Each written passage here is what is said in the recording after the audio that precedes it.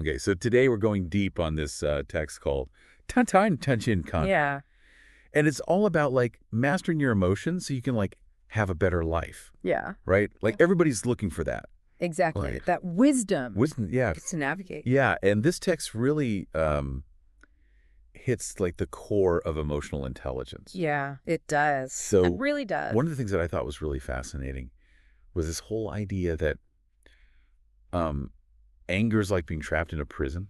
Yeah. We're going to dive into that, and also why, like, finding peace within yourself might be like a better path to happiness than always chasing External thing. outside things. Yeah, totally. And it emphasizes that connection so much between like our inner world and our outer experiences.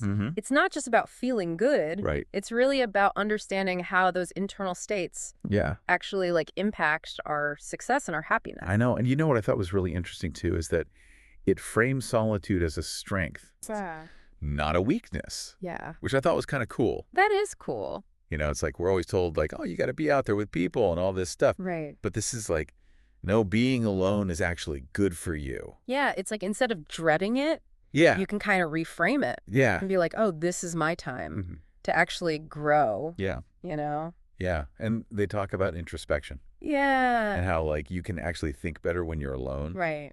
And you can be less impulsive. Yeah. And just be more aware of, like, yourself. Yeah. More self-aware. Yeah. And so, you know, like, think about a time when you were just like, totally overwhelmed. oh my gosh, yes. You know? Completely overwhelmed. And like, did stepping back for a bit actually help you see things more clearly? 100%. Like that's that power of silence and solitude. Yeah, it's like hitting the pause button and just like reconnecting with yourself. Yeah. And I thought it was interesting too when they talked about anger. Okay. There's this like intense quote in here and it says, okay, anger is not power, it's a prison. Ooh. What do you think about that? I love that. Yeah.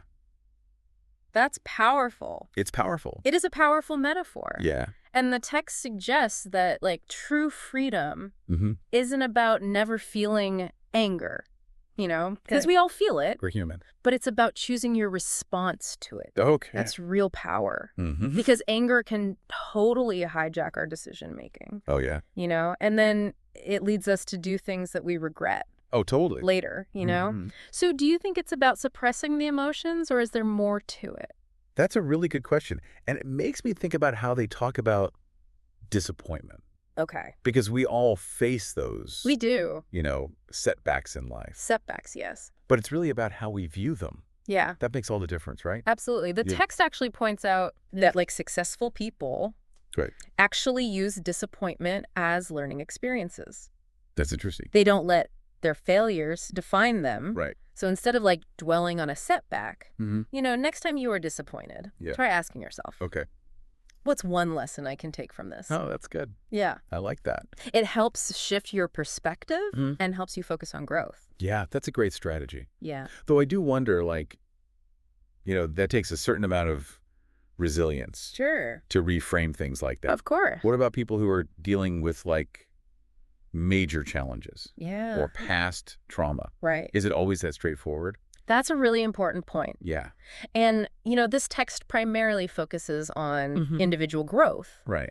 And it's true that, like, applying these principles in your own life can look different depending on your circumstances and, you know, what you're dealing with. There's, like, layers of complexity there. Yeah, definitely. Yeah. Layers of complexity to consider. For sure. For sure. Which brings us to, I think, what is, like, one of the core messages. Okay. And that's that true happiness comes from within. Yes. Not from, like, external achievements. Right. It's not about all the stuff. Yeah. You know, the cars, the money, the fancy things. Yeah. It's about what's going on inside. So they really dive into that. They dive deep into that concept. Okay. And it's an idea that's been around for centuries. Really? Like you can trace it back to ancient philosophers.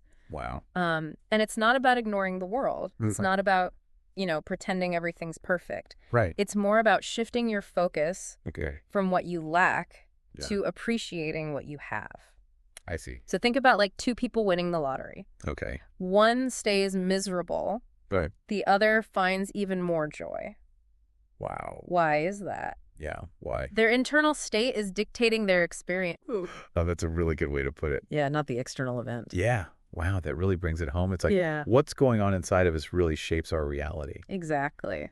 And so to create that positive inner world, Yeah. you talk about this idea of self-development. Yeah, self-development is key Yeah. to cultivating that inner peace Okay. and happiness. Mm-hmm.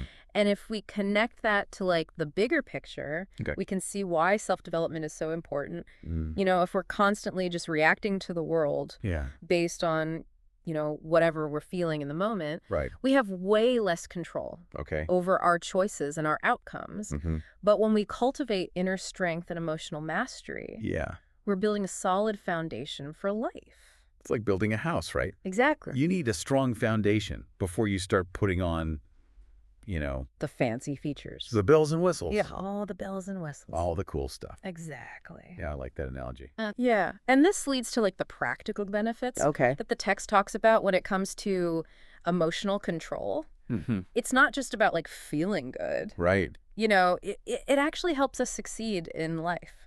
Oh. In all areas of life. Okay. So like when we're not ruled by our emotions, Yeah. we can make better decisions. Mhm. We can communicate more clearly. Right. And we can actually build stronger relationships. Wow. What's one small step you could take like today Mm. to practice more control? That's a really good question. Yeah. So I really like how this deep dive wasn't just about, feeling good. It was about understanding how all the stuff that's going on inside of us Yes. really shapes our reality. It shapes our success, Yeah. our happiness. And our success. It really does. Oh. And as you go about your day, Yeah. it's worth thinking about Mhm. how this whole idea of emotional mastery Yeah. could actually impact our interactions with others. Oh, that's interesting. I like that. Food for thought. Yeah. Food yeah. for thought. Okay. Well, this has been a really great deep dive. It has. Really enjoyed it. Yeah, me too. Thanks for joining me. Of course. Thanks for having me. All right, everybody. Until next time. See ya. Take care. Bye. Bye.